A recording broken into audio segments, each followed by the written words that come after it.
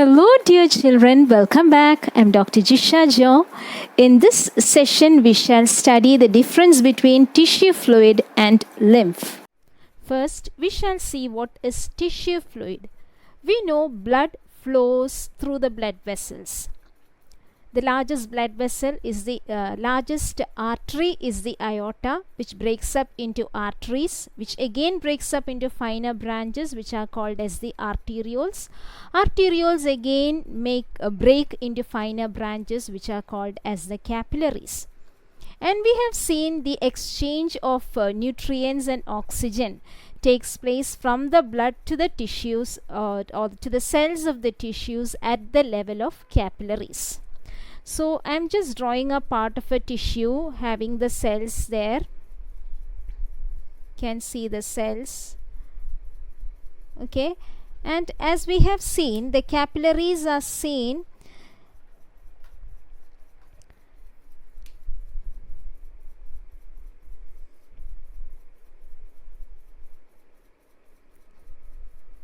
in the spaces between the cells, as you can see. Okay, these are the capillaries. So capillaries, and these are the cells, a part of a tissue with the cells. That is what is shown there. You can see the capillaries in the intercellular spaces there, and we have already seen that it is at the capillary level exchange of materials take place between the blood and the cells.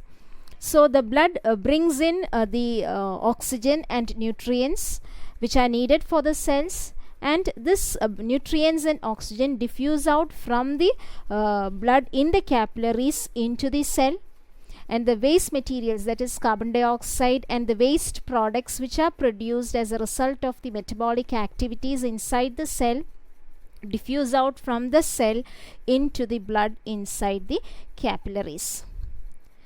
Actually, if we say that these cells in the tissue are actually bathed inside a fluid. They are present. The cells in a tissue are actually present, bathed inside a fluid, and this fluid is called as the tissue fluid. What is actually the tissue fluid? Is the plasma and the WBCs, that is the leukocytes, from the capillaries diffuse out into the intercellular spaces. What is tissue fluid? The plasma and the WBCs or the leukocytes diffuse through the one cell layer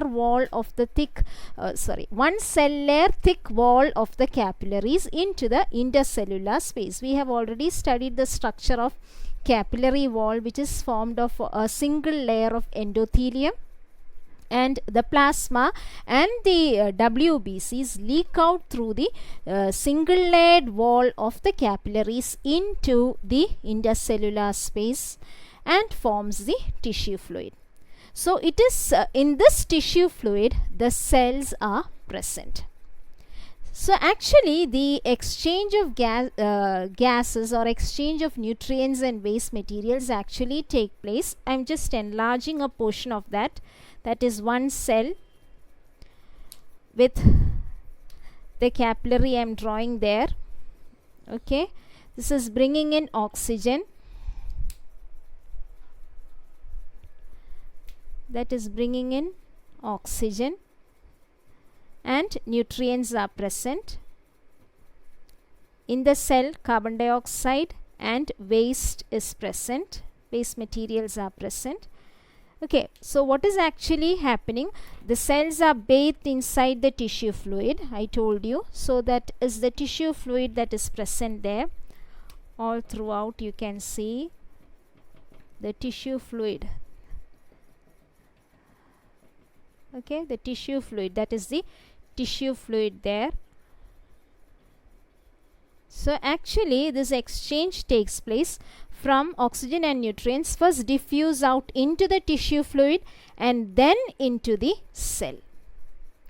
Okay, similarly the waste materials and the carbon dioxide diffuse out from the cell into the tissue fluid first and then from the tissue fluid into the blood inside the capillaries, and it will go out and it will form, the different capillaries will join together to form the smallest vein, that is the venule.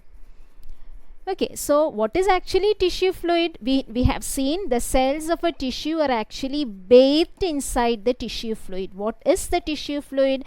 The leaked out plasma and the WBCs. The plasma and the white blood cells or the leukocytes leak out through the single layer wall of the capillaries into the intercellular spaces, and this fluid which reaches the intercellular space, which contain only plasma and leukocytes, is called as the tissue fluid. It is otherwise called as intercellular fluid because it is present in between the cells, or it is also called as extracellular fluid because it is present outside the cells. Okay, so tissue fluid is also called as intercellular fluid because it is present in between the cells or in the spaces between the cells. It is also called extracellular fluid because it is present outside the cells. So I hope you have understood what is tissue fluid. So tissue fluid consists of plasma and the WBCs which leak out through the walls of the capillaries into the intercellular spaces. And it is actually through the tissue fluid this exchange or diffusion of the oxygen and nutrients take place, as well as the carbon dioxide and waste materials takes place through the tissue fluid. Okay, oxygen and nutrients first diffuse out from the blood in the capillaries into the tissue fluid, from where it enters into the cells. Similarly, the carbon dioxide and waste from the cells first diffuse into the tissue fluid and then enters into the blood inside the capillaries. So I hope you have understood what is meant by tissue fluid and what is the function of tissue fluid. What is lymph? We have seen what is tissue fluid. Now what is lymph? Okay, we can see that some of the tissue fluid enters back into the capillaries. Okay, some of the tissue fluid re-enters into the capillaries, but most of the tissue fluid enters into another system of vessel which is called as the lymph vessel. When the tissue fluid enters into the lymph vessel, then it is called as lymph. So that is the lymph vessel. When the tissue fluid enters into the lymph vessel, then it is called as lymph. Okay, so what is actually the tissue fluid? Tissue fluid consists of plasma and the WBCs or the leukocytes. And some of the tissue fluid will be reabsorbed, or it will re-enter into the capillaries, but most of the tissue fluid will enter into another system of vessels which we call as the lymph vessel. When the tissue fluid enters into the lymph vessel, it is called as lymph. It cannot be called as tissue fluid now. Once it has entered into the lymph vessel, it will be called as lymph. Okay, so I hope you have understood the difference between tissue fluid and lymph. So the lymph flows through the lymph vessel. And unlike the walls, muscular walls of the blood vessels, we have seen the structure of the arteries and the veins. We have studied that they have muscular wall. Unlike the muscular wall of the blood vessels, here in the case of lymph vessel, the wall is not muscular. And the lymph flows through the lymph vessels due to the contraction of the muscles surrounding the lymph vessel. So here comes the importance of doing physical exercise. So only if we do exercises, our muscles will work, our muscles will contract. This will result in the movement of lymph inside the lymph vessel.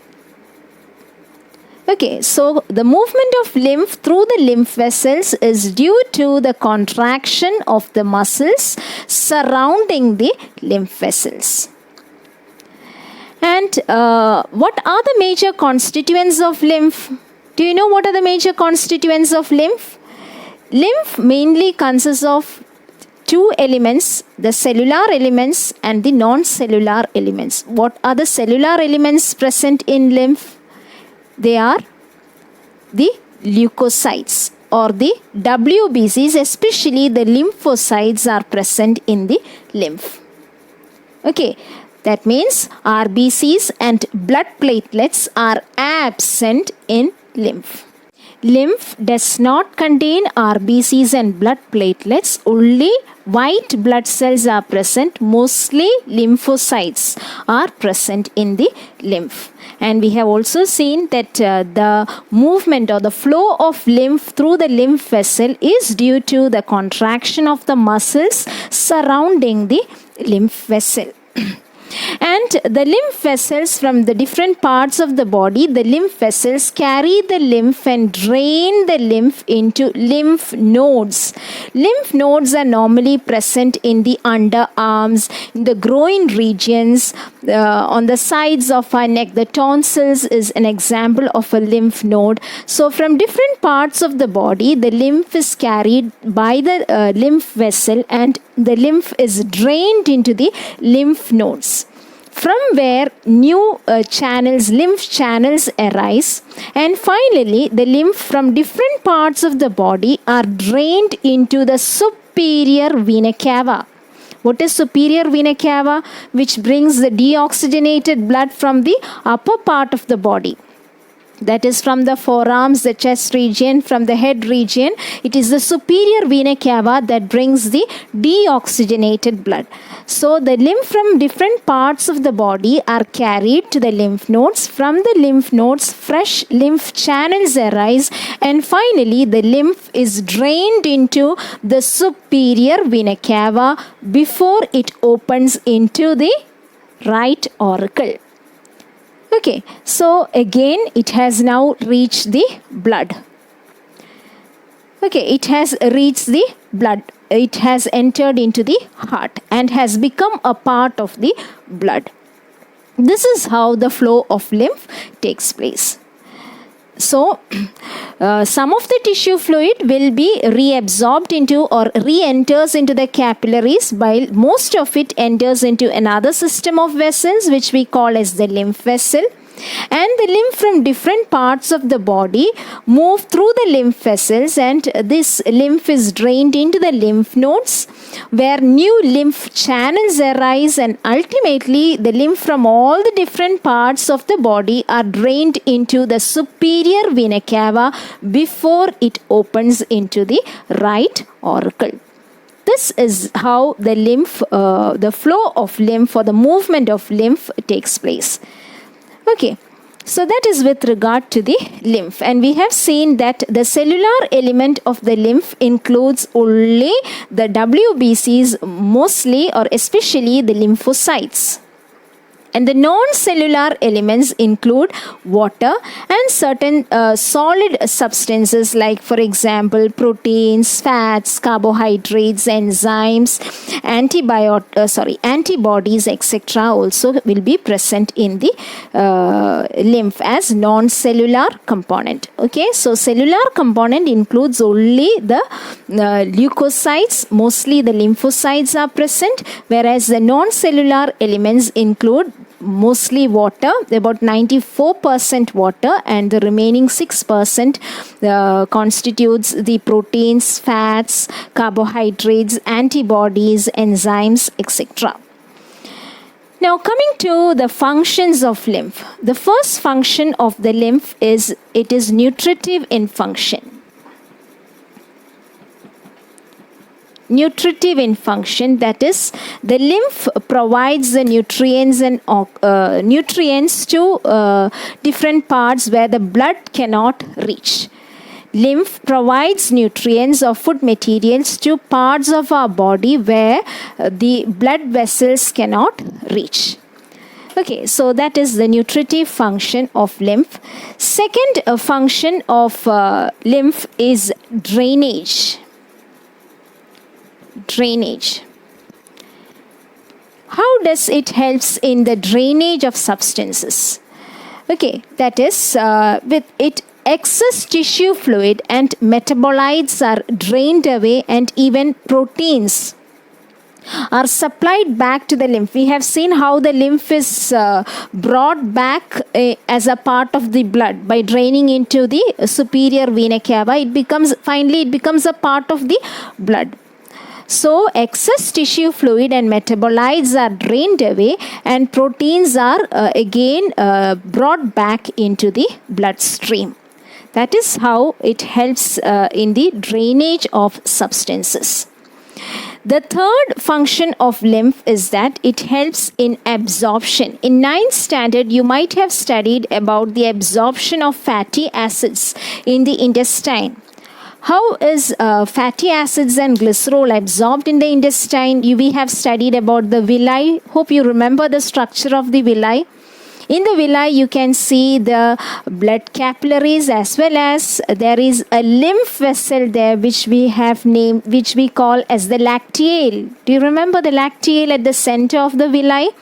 And it is through the lacteale the absorption of fats take place in the intestine. So lymph vessel or the lymph also helps in the absorption of fats in the intestine through the intestinal villi. That is the fourth function. That is the third function. And coming to the fourth function, that is defense of the body. The lymph consists of the WBCs, the white blood cells, and we know the white blood cells, especially the lymphocytes and monocytes, etc., they are mostly concerned with the defense of the body. They protect our body against disease-causing germs or bacteria. So that is the fourth function of lymph. Let us once again have a look at the functions of lymph. Lymph is nutritive in function. It provides the necessary nutrients to parts of the body where blood cannot reach. Then it helps in the drainage of substances, tissue fluid and metabolites. Excess tissue fluid and metabolites can be drained away by lymph, and also proteins can be drained back or brought back to the bloodstream. Then absorption of fatty acids and glycerol in the intestine occurs through special lymph vessels which are called as lacteales, and it helps in the defense of our body. The WBCs are particularly involved in the defense mechanism of our body, and it helps in killing disease-causing germs or bacteria. So these are the 4 functions of lymph. And as I told you, there are lymph nodes present in our underarms, in the groin regions, as well as the tonsils that are present on the sides of our neck. These are all lymph nodes. Okay, lymph nodes. And you might have experienced swellings or pains in the underarms. This is due to the infection of the lymph nodes. Okay, this is a protective sign or a protective mechanism given out by our body, and this is to prevent the spread of infection throughout our body. The lymph nodes help in localizing the infection. So infection is localized at that particular region, and it prevents the spreading up of the infection throughout our body. That is why we feel the pain in the underarms or in the groin regions. Especially teenagers have that problem of the swellings or the painful swellings in the underarms or in the groin regions. That is due to the localization of infection. Before the infection is being spread throughout the body, the lymph nodes tend to localize the infection. Okay, so that is the same thing, that is what is happening with the tonsils also. Tonsils are also examples of lymph glands which are present on the sides of our neck. They also help to localize infections. Okay, now moving on to the largest lymphatic organ, which is the spleen. Spleen is the largest lymphatic organ. Okay, spleen. You should know the location and the function of spleen. So remember, it is the largest lymphatic organ. Can be asked as name the following. The largest lymphatic organ in our body is the spleen. What is the location of a spleen? It is located or situated in the abdomen, behind the stomach and above the left kidney. Behind the stomach and above the left kidney, the spleen is located. Okay, so that is the location of spleen. Where is it located? Behind the stomach and above the left kidney. Now moving on to the functions of spleen. The first function is spleen acts as a blood reservoir. When there is an emergency situation arising in the body in need of blood, when the body is in need of blood, it is the spleen that provides the blood. So spleen acts as a blood reservoir. The second function of spleen is that it produces lymphocytes. Spleen is the site where lymphocytes are produced. The third function of spleen is, we have already seen, it is the region, it is one of the sites where the worn out or damaged RBCs are destroyed. Okay, the worn out or damaged RBCs are destroyed in the spleen. Not only in the spleen, we have seen it also occurs in the liver, but spleen is also one region where the destruction of the worn out RBCs take place. And also, it in the embryonic stage, it is involved in the formation of RBCs. So these are the functions of spleen. So once again, coming to the functions of spleen, spleen acts as a blood reservoir. When there is an emergency situation arising in the body, or when the body is in need of blood due to blood loss, the spleen provides blood. The second function of spleen, it is involved in the production of lymphocytes. The third function of spleen is that it is the site, it is one of the region where the destruction of the damaged and worn out RBCs take place. And the fourth function of spleen is that in the embryonic stage, spleen is involved in the formation of RBCs. So I hope you have understood the location and function of spleen. So dear children, in this session we have seen the difference between tissue fluid and lymph. We have also seen the functions of both, and we have also discussed about the location and function of the largest lymphatic organ, which is the spleen. I hope this session is clear to you. If you have any doubts or suggestions, please ask your doubts and give your suggestions in the comment section. Thank you.